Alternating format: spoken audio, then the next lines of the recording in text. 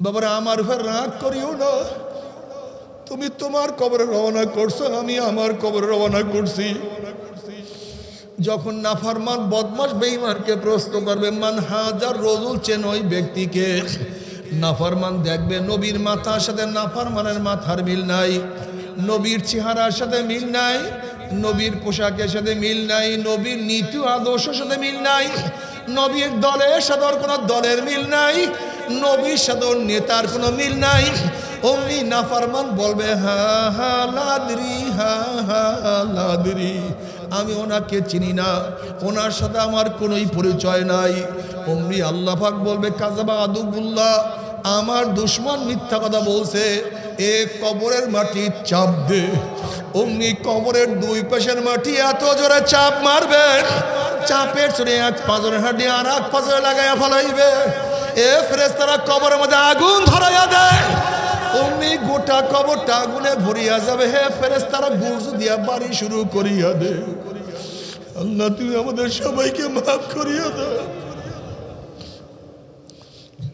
এখন বলতে পারো, হুজুর আমি তো কবরের আযাব বিশ্বাসই করি না।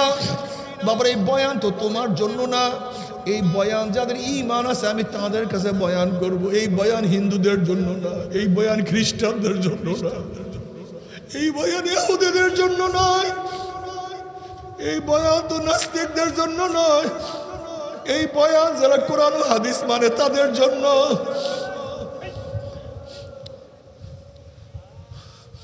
এরপরে কিয়ামতের ময়দানে সমস্ত মানুষ উঠবে। বাবারে কেন খেয়াল করো না, ঘরের মালিকের সাথে যে পরিচয় থাকে, যত রাত্রি ঘরের মধ্যে ঢুকো না কেন তোমার কোনো টেনশন নাই। রাত্র 1টার সময় 2টার সময় যদি শ্বশুর বাড়িতে গিয়ে নক করো, শ্বশুর বলবে কে, বলবে আব্বু আমি আপনার জামাই। অমনে বলবে জলদি ওর, দরজা খোল, আমার জামাই আসছে, খানার ব্যবস্থা কর, বিছানার ব্যবস্থা কর, এ পানির ব্যবস্থা কর। আমার জামাই এত রাত্রে কেন আসছে, কোন বিপদে পড়ছে? যেহেতু ঘরের মালিকের সাথে পরিচয় আছে, কোনো টেনশন নাই, কোনো চিন্তা নাই। আর যদি ঘরের মালিকের সাথে পরিচয় না করিয়া গভীর রাত্রে নক করো, পরিচয় দিতে না পারলেই বলবে চোর, ডাকাত, বদমাস, বান মার, অপমান কর, লাঞ্ছিত কর। যেহেতু ঘরের মালিকের সাথে পরিচয় নাই, ঠিক কিয়ামতের মালিকের সাথে পরিচয় করিয়া যদি কিয়ামতের ময়দানে উঠতে পারো, লিমানিল মুলকুল ইয়াউম লিল্লাহি ওয়াহিদিল কাহ্হার, কিয়ামতের মালিকের সাথে পরিচয় করিয়ে যদি কিয়ামতে উঠতেই পারো, কিয়ামতের মালিক তোমাকে ডাকিয়া আর সে নিজের জায়গা করিয়া দিবে। মিজানের মালিকের সাথে পরিচয় করিয়া যদি মিজানে উঠতেই পারো, তোমার নেকের পাল্লা ওজন করিয়া দিবে। যদি পুলসরাতের মালিকের সাথে পরিচয় করিয়া পুলসরে উঠো, তোমাকে পারি দেওয়াই আমার মালিক তোমাকে জান্নাতে পৌঁছাইয়া দিবে। আর যদি কিয়ামতের মালিকের সাথে পরিচয় না করিয়া কিয়ামতে উঠো, কিয়ামতের মালিক তোমাকে ধাক্কা দিয়া সূর্যের গরমের নিচে ফালাইয়া দিবে। ফাআম্মা মান খাফফাত মাওয়াজিনুহু ফাউম্মুহু হাবিয়া। যদি মিজানের মালিকের সাথে পরিচয় না করিয়া পাল্লার মধ্যে ওঠো, নেকের পাল্লা হালকা হইয়া যাবে, গুনার পাল্লা ভারী হইয়া যাবে। যদি পুলসরাতের মালিকের সাথে পরিচয় না করিয়া পুলসরাতে উঠা, ওয়ানাজারু যালিমিনা ফিহা জিসিয়া, অমনি কাটিয়া পিছলাইয়া গুম করে জাহান্নামে পড়িয়া যাওয়া। আল্লাহ মাফ করিয়া দাও। জবান খুললে কলব খুলবে, আর জবান না খুললে আপনার চক্ষু আমার দিকে থাকবে, কানে শব্দ পাবেন, কিন্তু বয়ান কলবে বসবে না। এই জন্য হ্যাঁ না একটু জবাব দিয়েন, ভালো লাগবে, আপনারও ভালো লাগবে, আমারও ভালো লাগবে। শিরক বেদাতকে কি মনে করে? ইবাদত। এক দলে শিরক বেদাতকে ইবাদত মনে করে, আর এক দল মানুষ যা শিরক বেদাত না তাকে শিরক বেদাত মনে করে। যেরকম মাযহাব মানা, ইমাম মানাকে অনেকে শিরক বেদাত মনে করে, অথচ এগুলো খুব জরুরি। যেই ব্যক্তির গভীর এলেম নাই, কি নাই, মুস্তাহিদ মুস্তানবিদ পর্যায়ের এলেম যদি না থাকে, গভীর এলেমের অধিকারী না থাকে সেই ব্যক্তি ইমাম মানা ব্যতীত কোনো অবস্থাতেই শরিয়াতের উপরে চলতে পারবে না। আল ইলমু নূরুন, এলেম অর্থ কি ভাই? নূর। নূর মানে আলো। নূর মানে কি ভাই? আলো দিয়া পথ দেখা যায়, পথ চলা যায়। আপনি এখান থেকে কুমিল্লা যাবেন, কোথায় যাবেন? কুমিল্লা। আপনার কাছে লাইট আছে, আলো আছে, নির্বিঘ্নে চলতে থাকুন, কোনো সমস্যা নাই, কোনো সমস্যা নাই। ভাঙ্গা কাঁটা সাপ সব কিছু দেখতে পারবেন। কি আছে ভাই? আলো আছে। আপনি চলতে থাকুন, কিন্তু যেই ব্যক্তির কাছে আলো নাই, কি নাই, তার তো কুমিল্লা যেতেই হবে, কিন্তু যাবে কিভাবে? আলো তো নেই। তাকেও তো কুমিল্লায় যেতে হবে, কিন্তু আলো তো নাই, যাবে কিভাবে? যাওয়ার কোনো সুরাত আছে? হ্যাঁ হ্যাঁ, একটা সুরাত আছে। তোমার কাছে আলো নাই, কিন্তু যেই ব্যক্তির কাছে আলো আছে তুমি তার অনুসরণ করো, তার ইত্তেবা করো, ঠিক না? তার পিছু চলো। যার কাছে আলো আছে সেও যেইভাবে কুমিল্লায় পুষতে পারবে, তুমি যদি আলোওয়ালার ইত্তেবা অনুসরণ করো তাহলেও তুমি কুমিল্লায় পুষতে পারবা। কিন্তু তোমার কাছে আলো নাই, আলোওয়ালার অনুসরণও করবা না, তাহলে এই জায়গার নাম কি? এই লুটের স্তরেই থাকবা, কুমিল্লা যাওয়ার দরকার নেই। কি কথা ঠিক না? নবী আলাইহিস সালাতু ওয়াস সালাম বললেন না সাল্লাল্লাহু আলাইহি ওয়াসাল্লাম। আসলে আমাদের সমস্যা কি জানেন? নবী আলাইহিস সালাতু ওয়াস সালামকে কিভাবে মোহাব্বত করতে হয় তাও জানি না, ইবাদত কিভাবে করতে হয় তাও বুঝি না। আমরা সমস্যা এই,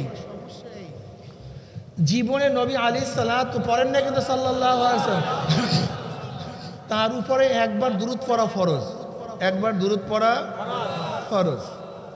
মাজলিসে প্রথম নবী আলাইহিস সালাতু ওয়াস সালামের নাম শোনার পরে দুরূদ পড়া ওয়াজিব। এই যে মাজলিসে বসছেন না, প্রথম তার নাম শোনার পরে দুরূদ পড়া ওয়াজিব। নামাজের মধ্যে দুরূদ পড়া সুন্নাত। একই মাজলিসে নবী আলাইহিস সালাতু ওয়াস সালামের নাম শোনার পরে বারবার দুরূদ পড়া মুস্তাহাব।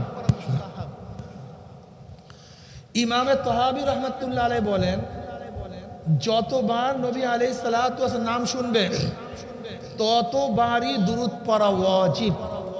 কিন্তু ফতোয়া আগের উপরে, কিন্তু নবী আলাইহিস সালাতু ওয়াস সালাম নাম বারবার শুনলেও দুরূদ পড়া ওয়াজিবের ফতোয়া আছে কি নাই? অথচ আমরা তার নাম শোনার পরে দুরূদ পড়ি না। আমরা মনে করি দুরূদের সময় দাঁড়াইলেই, অথচ দুরূদ যে কোনো অবস্থায় পড়া যায়। পড়া যায় না, দাঁড়ানো অবস্থায় পড়া যায় না, বসা অবস্থায় পড়া যায় না, শোয়া অবস্থায় পড়া যায় না। নামাজের মধ্যে দুরূদ আছে কি নাই? কোন সময় পড়েন? কথা কন না কেন? তা দাঁড়াইতেই হবে কেন? এগুলি কেন বুঝেন না? এগুলি নিয়ে কেন মারামারি করে, কেন গ্যাঞ্জাম করে? নামাজের মধ্যে দুরূদ শরীফ আছে, এখন দুরূদ পড়ার সময় কি দাঁড়ায় যাবেন নাকি? দরকারটা কি এগুলি নিয়ে ঝামেলা করে?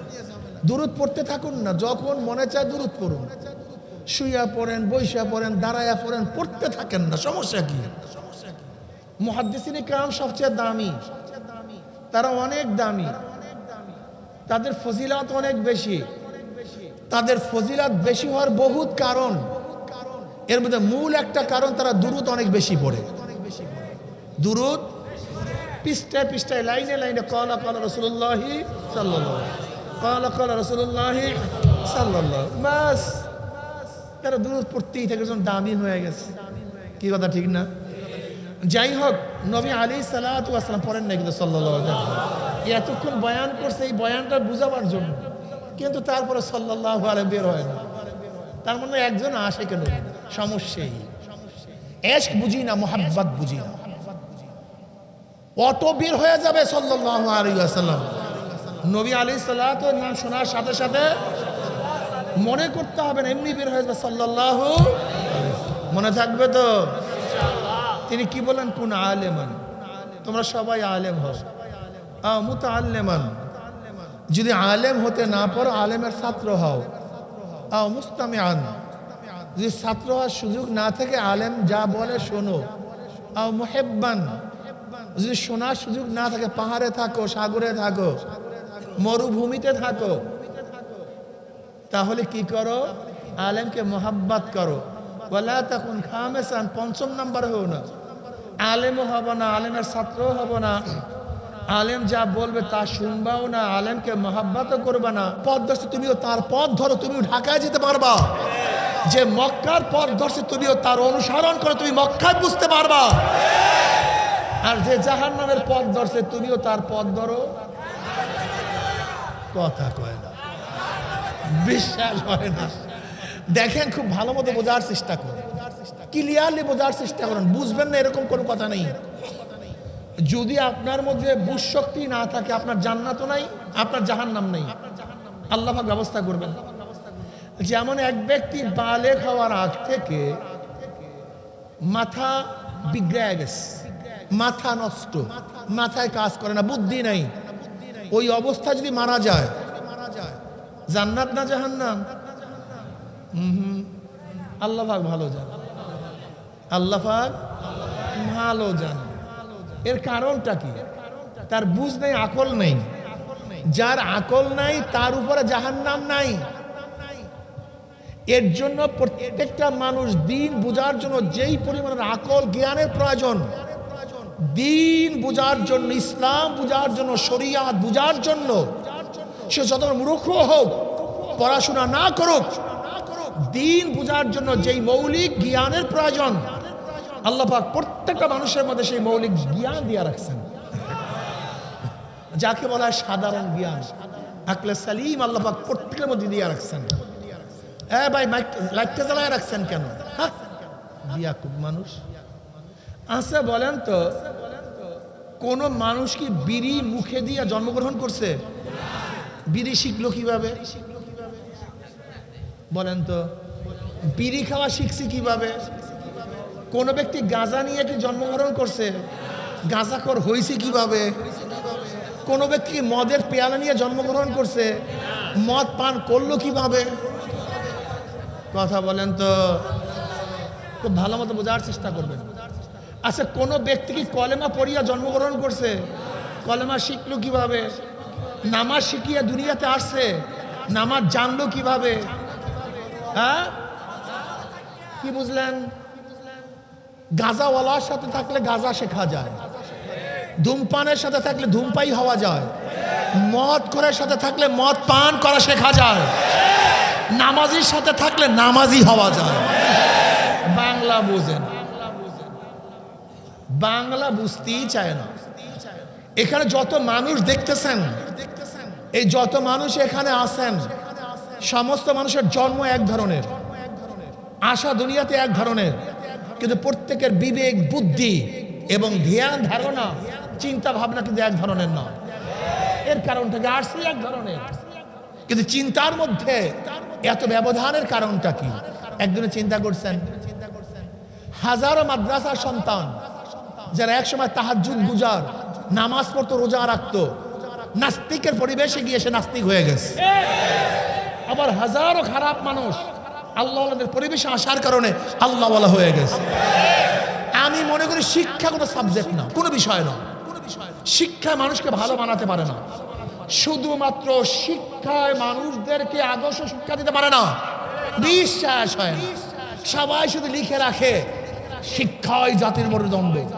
বিশ্বাস করি না আমি, বরং সোহবত, সংস্পর্শ গোটা দুনিয়ার মেরুদণ্ড। বিশ্বাস হয় না? বলেন তো, আবরার ফাহাদকে ইউনিভার্সিটি, বুয়েট ইউনিভার্সিটির আবরার ফাহাদকে কারা হত্যা করছে? কারা তারা? আপনি কি জানেন বুয়েটে ভর্তি হওয়ার জন্য কি পরিমাণে মেধার প্রয়োজন? কি পরিমাণের মেধার প্রয়োজন? হ্যাঁ, এক নাম্বারের মেধার প্রয়োজন। তার মানে ও মেট্রিকে ভালো রেজাল্ট করছে, ও আইএ ভালো। আপনি দেখেন না এই বছর মেট্রিকের রেজাল্ট বের হয়েছে, ছাত্ররা বলছে আমি মোবাইল ফোন ব্যবহার করি না, আমি মোবাইল ফোন ব্যবহার করি না। কি বলছে? এত ঘন্টা পড়াশোনা করছি। দেখছেন তার মানিটা হলো যেই ছেলেটা বুয়েটে ভর্তি হয়েছিল ও আইএ পর্যন্ত ভালো ছিল, মেধাবী ছিল, কিন্তু খুনি হওয়ার কারণটা কি?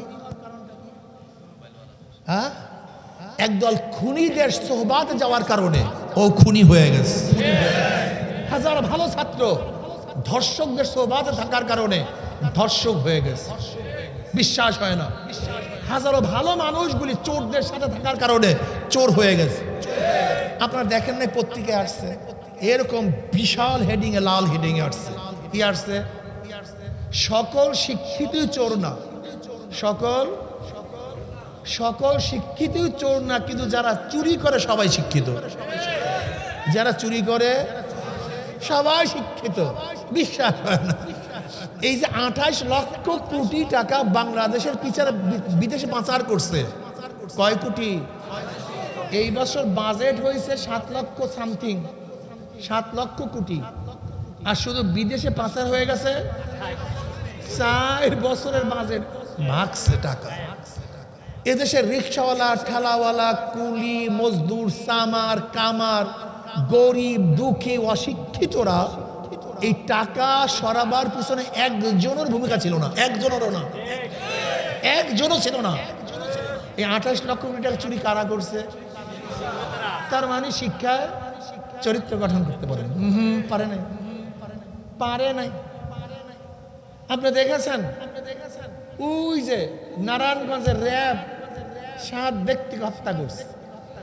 আপনি দেখেছেন যেই ব্যক্তি মাদক ধরার ব্যাপারে, যেই পুলিশ মাদক ধরার ব্যাপারে পুরস্কৃত হয়েছে, সে মাদক পাচার কেসে এখন আসামি সাসপেন্ড। এই পরশু মনে হয় খবর, না এই 2-3 দিন আগের খবর। বাংলা কথা বুঝে নেই, সবাই চুপচাপ খায় না, এরা বুঝলাম না কিছু, ঘুমায় টুমায় না। মেঘনার মানুষ কথা বলেন না, সব চুপচাপ কেন?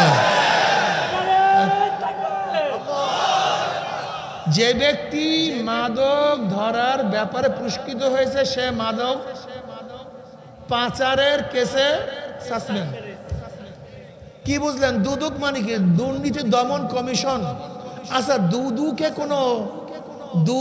কোনো মূর্খ মানুষ চাকরি করতে পারে? কিন্তু দুদুকের চেয়ারম্যান সাহেব অবসর পাওয়ার পরেই, দুদুকের চেয়ারম্যান সাহেব অবসর পাওয়ার পরেই তার বিরুদ্ধে দুর্নীতি বড় মামলা হয়। কারণটা কি চিন্তা করছেন একদিনও? না, একদিনও চিন্তা করেননি। যেই পুলিশ আমাদের রক্ষক, সেই পুলিশ কেন ভক্ষক? যে র্যাপিড অ্যাকশন ব্যাটালিয়ন, যারা আমাদেরকে দ্রুত গতিতে বাঁচাবে, আমাদেরকে হেফাজত করবে, সেই র্যাবের মধ্যে এত দুর্নীতি হওয়ার কারণটা কি চিন্তা করছেন? দুর্নীতি দমন কমিশন সবচেয়ে বড় দুর্নীতিগ্রস্তের কারণটা কি জানেন? আজকে কোটি কোটি কোটি কোটি টাকা রাস্তা কারা মেরে খায়? ওই ইঞ্জিনিয়াররা। আজকে স্বাস্থ্য খাতের টাকা কারা নষ্ট করে? ওই ডাক্তাররা। তার মানে শিক্ষিত হয়েছে, চরিত্র গঠন হয়নি, আদর্শ পায়নি, তার মানে সোহবাত নেই। কি নাই? সোহবাত। সোহবাত সবচেয়ে দামি, সোহবাত সবচেয়ে দামি, সোহবাত সবচেয়ে দামি। সৎ সঙ্গে স্বর্গবাস, অসৎ সঙ্গে সর্বনাশ। আজকে দুনিয়ার মধ্যে যত মানুষ দেখেন, এই মানুষগুলো 2 ভাগে ভাগ হয়ে যাবে। কয় ভাগে? এখানে হাজার ডিজাইনের লোক আমরা আছি।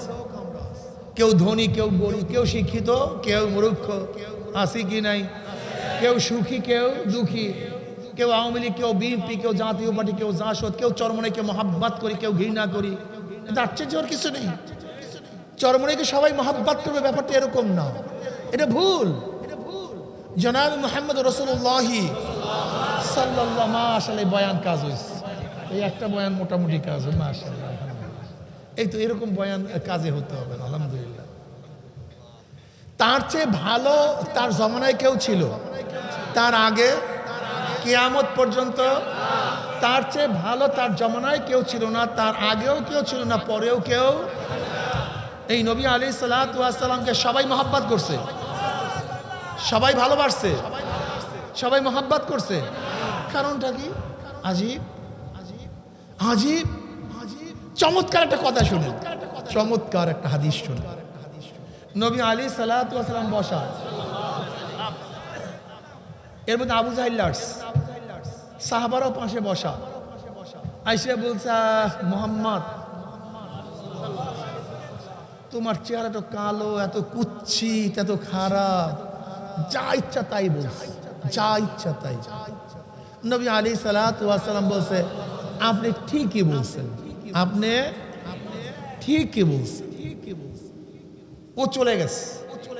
কিছুক্ষণ পরে আবু বকর রাদিয়াল্লাহু আনহু আয়েশা বলছে, নবী আল্লাহ সাল্লাল্লাহু আলাইহি ওয়াসাল্লাম, আপনার চেহারা এত সুন্দর, এত উজ্জ্বল, এত আকর্ষণীয়, এর চেয়ে ভালো সুন্দর আকর্ষণীয় নুরানি চেহারা গোটা দুনিয়ার মধ্যে থাকতে পারে না। নবী আলাইহিস সালাতু ওয়াস সালাম বললেন, তুমি ঠিকই বলছো। সাহাবারা আশ্চর্য। এটা মনে রাখবেন কিয়ামত পর্যন্ত, এই ঘটনা জীবনভর মনে রাখবেন। গ্যাঞ্জাম কোন জায়গায় লাগছে, গ্যাঞ্জামটা কোন জায়গায় লাগছে জীবনভর মনে রাখবেন। এই ঘটনা মনে থাকবে তো? হ্যাঁ, এবং সাহাবারা আসছে, ঘটনা কি, গ্যাঞ্জাম কি? এই যে আবু জাহেল এই কটূক্তি করছে, সেখানে বলছে ঠিকই বলছেন। আবু বকর তারিফ করছে, সেখানে বলছেন ঠিকই বলছেন। সাহাবারা প্রতি আনাবিল্লাহ, বুঝলাম না তো। বলে দেখো, মানুষের প্রত্যেক মানুষের কলবের আসর চোখের মধ্যে পড়ে। এই কলবের আসর, যার কলব যেই ডিজাইনের, চোখের মধ্যে সে ডিজাইন দেখে। যার কলব যেই রঙের, চোখের মধ্যে সেই রঙই দেখে। আবু জাহেলের কলবটা জমনের পচা, জমনের গান্দা। এই গান্দা পচা কালো কলবের আসর সাপ চোখের মধ্যে পড়ার কারণে ও আমাকেও কালো দেখে, কুচ্ছিত দেখে। আর আবু বকরের কলবটা স্বচ্ছ, সুন্দর, পরিষ্কার। তার সাপ চোখের মধ্যে পড়ার কারণে সে তার চোখে আমাকে ভালো দেখে। আজকে দেখবেন একদল মানুষ আলেমদের চোখে দেখতে পারে, ওর কলবটা কোন মার্কা কলব। এই তো বয়ান বুঝবে না, মানে বয়ান বুঝবে না, মানে বয়ান বুঝতেই হবে কোন মার্কা কলব। আবু জাহেল মার্কা কলব, ওই কলবটা পচা, গান্দা। এজন্য আলেমদেরকে গান্দা দেখে। কিন্তু আর একদল মানুষ আছে যারা আলেমদেরকে শ্রদ্ধা করে, সম্মান করে। কোন মার্কা কলব? মাশাআল্লাহ, এখন ক্লিয়ার মাসালা সব। হ্যাঁ, একদল মানুষ নবী আলাইহিস সালাতু ওয়াস সালামকে রক্ষা করার জন্য জীবন অকাতরে বিলায় দিস, অকাতরে জীবন বিলায় দিস। আবু বকর রাদিয়াল্লাহু তাআলা আনহু গারে সাওরের মধ্যে আল্লাহর হাবিব আলাইহিস সালাতু ওয়াস সালাম আরাম করতেছিলেন, তার উরুর উপরে মাথা দিয়া। আবু বকর সিদ্দিক রাদিয়াল্লাহু তাআলা আনহু কাপড় দিয়ে পাহাড়ের গর্তগুলি সব আটকায় ফেলাইতেছে। একটা গর্ত আটকাবার কোনো কাপড় তার কাছে নেই। পায়ের গোড়ালো দিয়া চাপিয়া ধরছে, ভিতরে বিষাক্ত সাপ বারবার সবল মারতেছে, কিন্তু পাও সরায় না, বিষে ধরছে। টপ টপ টপ টপ করে পানি পড়তেছে চোখের থেকে। নবী আলাইহিস সালাতু ওয়াস সালাম চেহারা মুবারক উপরে এক ফোঁটা পানি পড়ছে, চক্ষু মেলছে, দেখে চেহারা মলিন, কালো হয়ে গেছে, বিষে ধরিয়া ফেলাইছে, চোখের অবস্থা খারাপ। আবু বকর, কি হয়েছে, কাঁদো কেন? ইয়া নবী আল্লাহ, ইয়া রাসূলুল্লাহ, সমস্ত গর্তগুলি তো মারছি, কিন্তু একটা গর্ত মারার কাপড় আমার কাছে নেই। পায়ের গোড়ালি দিয়ে আটকায় রাখছে, কিন্তু ভিতর থেকে তো সাপ আমাকে সবল মারতেছে। তাহলে পা সরাও না কেন? তাহলে আপনার ঘুম ভেঙে যাবে। কি বুঝলেন? ইয়া নবী আল্লাহ, ইয়া রাসূলুল্লাহ, আমি হাজার লক্ষ আবু বকরের জীবনের চেয়ে আপনার এক মুহূর্তের ঘুম অনেক বেশি দামি। এরকম পাও সরাইনি। কি বুঝলেন? একটু ঘুম ভেঙে যাবে, এর জন্য পাও সরাই না, নিজে যাব, নিজে শেষ, কিন্তু পাও সরাবো। নবী আলাইহিস সালাতু ওয়াস সালাম, আবু বকর সারিয়া দাও, ওরা আমাকে আঘাত করার জন্য আসে নাই, আমার সাথে দেখা করার জন্য আসছে। নবী আলাইহিস সালাতু ওয়াস সালাম বিষাক্ত জায়গার উপরে, কাঁটা জায়গার উপরে তো থুক মারছে বিষ পানি। অথচ এই নবী আলাইহিস সালাতু হত্যা করার জন্য কত মানুষ চেষ্টা করছে। একই মানুষ এই নবী আলাইহিস সালাতু ওয়াস সালাম নামাজরত অবস্থা আছে, বুখারীর মধ্যে রওয়ায়াত আছে, হেরেমের মধ্যে আবু জাহেল পান্ডা পুন্ডা নিয়ে বসা।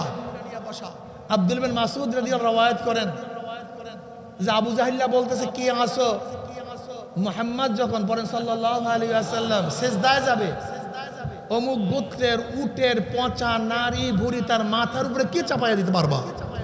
এক কমবখ নালায়েক বলছে আমি পারবো।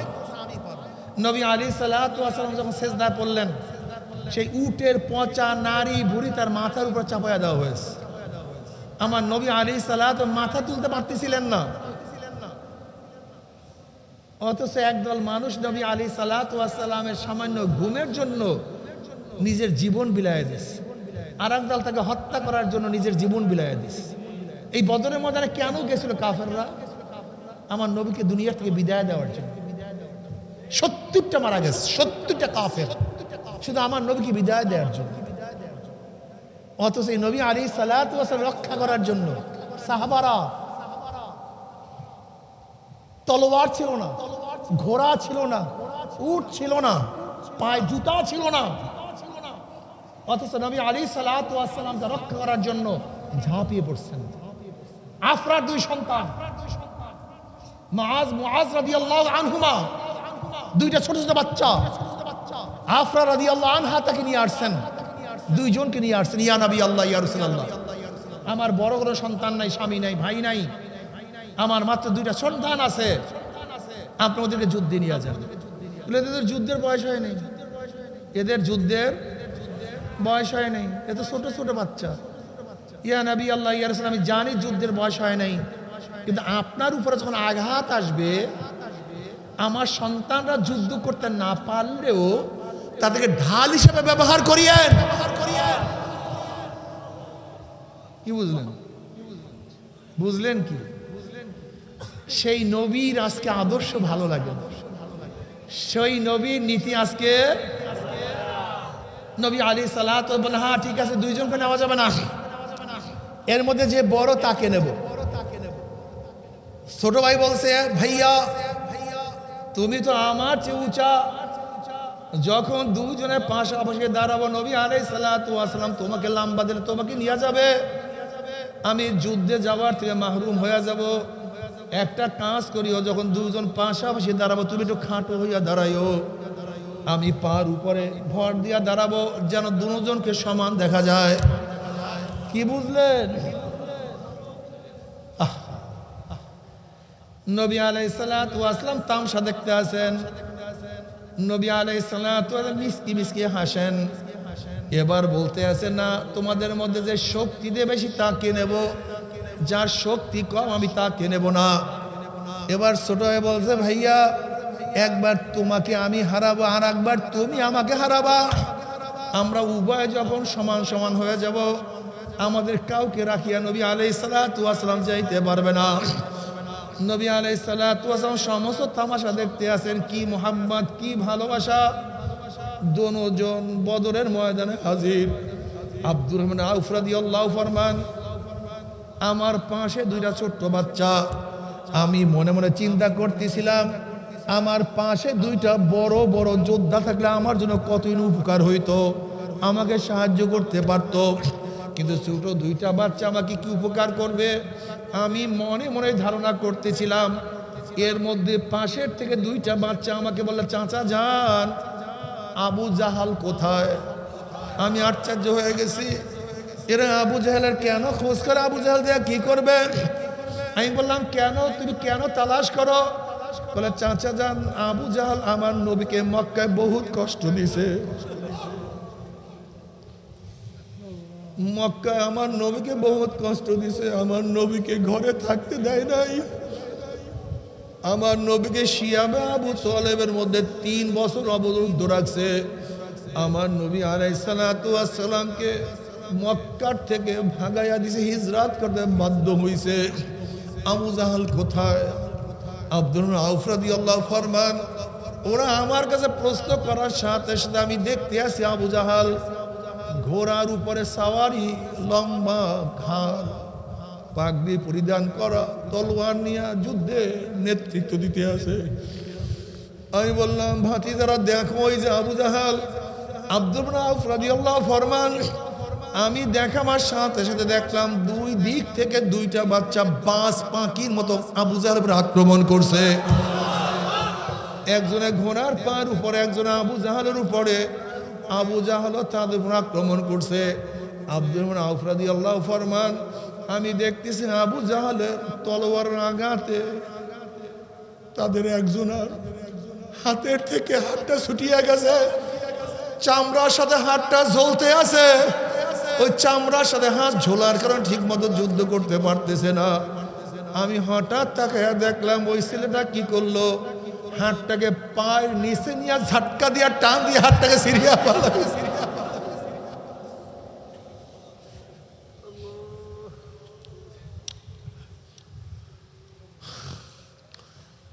আজকে তুমি আমিও মুসলমান দাবি করি, নবীর আশিক দাবি করি, নবীর পাগল দাবি করি,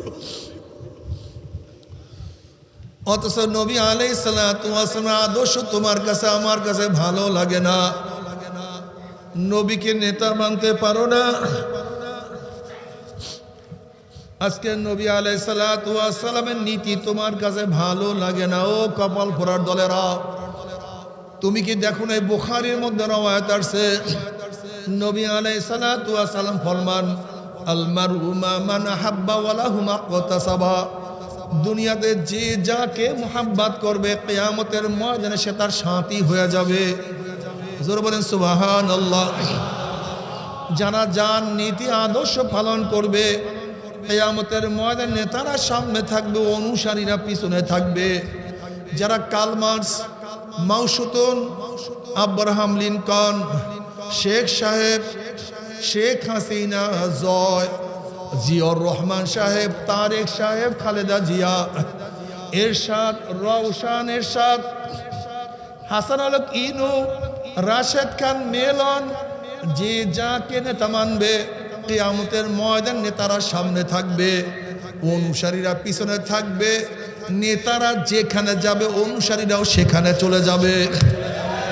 আর যারা আল্লাহর নবীকে নেতা মানবে, যারা আল্লাহর নবীকে ইমাম মানবে, নেতা মানবে, যারা আবু বকর, ওমর, ওসমান, আলীকে মোহাব্বত করবে, যারা হাসান বসরিকে নেতা মানবে, মোহাব্বত করবে, যারা ইমাম আজম আবু হানিফাকে নেতা মানবে, মোহাব্বত করবে, যারা ইমাম বুখারীকে মোহাব্বত করবে, নেতা মানবে, যারা বরফিল আব্দুল কাদের জিলানী রহমাতুল্লাহ আলাইহিকে মোহাব্বত করবে, যারা রশিদ আহমদ গঙ্গুহিকে নেতা মানবে, মোহাব্বত করবে, যারা কারি ইব্রাহিম রহমাতুল্লাহ আলাইহিকে মোহাব্বত করবে, যারা ইসহাক রহমাতুল্লাহ আলাইহিকে মোহাব্বত করবে, যারা ফজলুল করিম রহমাতুল্লাহ আলাইহিকে মোহাব্বত করবে, যারা উলামায়ে কেরামকে মোহাব্বত করবে, নেতা মানবে, কিয়ামতের ময়দানে আল্লাহর হাবিব আমাদের সামনে থাকবে, উলামায়ে কেরাম আমাদের সামনে থাকবে। তারা যেখানে যাবে আমরাও সেখানে চলে যাবে ইনশাআল্লাহ। নারায়ে তাকবীর। তোমার নেতা আমার নেতা, আমরা সবাই রাসূল সেনা, আমরা সবাই নবীর সেনা।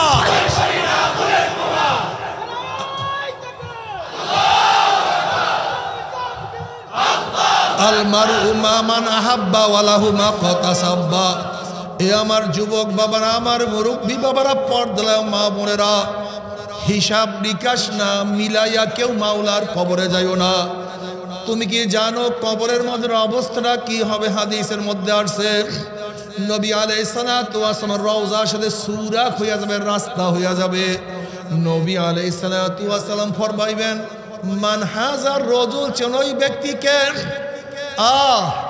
যাদের মাথার সাথে নবী আলাইহিস সালাতু ওয়াস সালাম মাথার মিল আছে, যাদের চেহারার সাথে আমার নবীর চেহারার মিল, যাদের পোশাকের সাথে আমার নবীর পোশাকের মিল, যাদের আদর্শ নীতি চরিত্রের সাথে আমার নবীর মিল, যাদের দলের সাথে আমার নবীর মিল, যাদের নেতার সাথে আমাদের নবীর মিল, উম্মি বলবে যে আমার নবী জনাব মুহাম্মদ রাসূলুল্লাহ সাল্লাল্লাহু আলাইহি ওয়াসাল্লাম আমার মাওলার ডাক দেবে সাদাকা আবদি আমার বান্দা সত্য কথা বলছে ওয়া আফরিশুল ফরাশা মিনাল জান্নাহ ওয়াল বিসু মিনাল জান্নাহ আমার বান্দা বান্দির গায়ের মধ্যে জান্নাতের পোশাক লাগাইয়া দে জান্নাতের বিছানা বিছায়া দে জান্নাতের নাজ নিয়ামতের দ্বারা গোটা কবরটাকে ভরিয়া দে আল্লাহ কবুল করিয়া নাও বাবারা আমার উপর রাগ করিও না তুমি তোমার কবরে রওনা করছো আমি আমার কবরে রওনা করছি যখন নাফরমান বদমাশ বেঈমানকে প্রশ্ন করবে মান হাজার রজুল চেন ওই ব্যক্তিকে নাফরমান দেখবে নবীর মাথার সাথে নাফরমানের মাথার মিল নাই নবীর চেহারার সাথে মিল নাই নবীর পোশাকের সাথে মিল নাই নবীর নীতি আদর্শের সাথে মিল নাই নবীর দলের সাথে কোনো দলের মিল নাই নবীর সাথে নেতার কোনো মিল নাই অমনি নাফরমান বলবে হা হা লাদরি হা হা লাদরি আমি ওনাকে চিনি না ওনার সাথে আমার কোনোই পরিচয় নাই অমনি আল্লাহ পাক বলবে কাযাবা আদুবুল্লাহ আমার দুশমন মিথ্যা কথা বলছে এ কবরের মাটি চাপ দে অমনি কবরের দুই পাশের মাটি এত জোরে চাপ মারবে চাপের চড়ে এক পাঁজরের হাড্ডি আর এক পাঁজরে লাগাইয়া ফেলাইবে এ ফেরেশতারা কবরের মধ্যে আগুন ধরাইয়া দেয় অমনি গোটা কবরটা আগুনে ভরিয়া যাবে হে ফেরেশতারা বুর্জ দিয়া বাড়ি শুরু করিয়া দে আল্লাহ তুই আমাদের সবাইকে মাফ করিয়া দে এখন বলতে পারো হুজুর আমি তো কবরের আযাব বিশ্বাসই করি না বাবার এই বয়ান তো তোমার জন্য না এই বয়ান যাদের ঈমান আছে আমি তাদের কাছে বয়ান করব এই বয়ান হিন্দুদের জন্য না এই বয়ান খ্রিস্টানদের জন্য না এই বয়ান ইহুদিদের জন্য নয় এই বয়ান তো নাস্তিকদের জন্য নয় এই বয়ান যারা কোরআন ও হাদিস মানে তাদের জন্য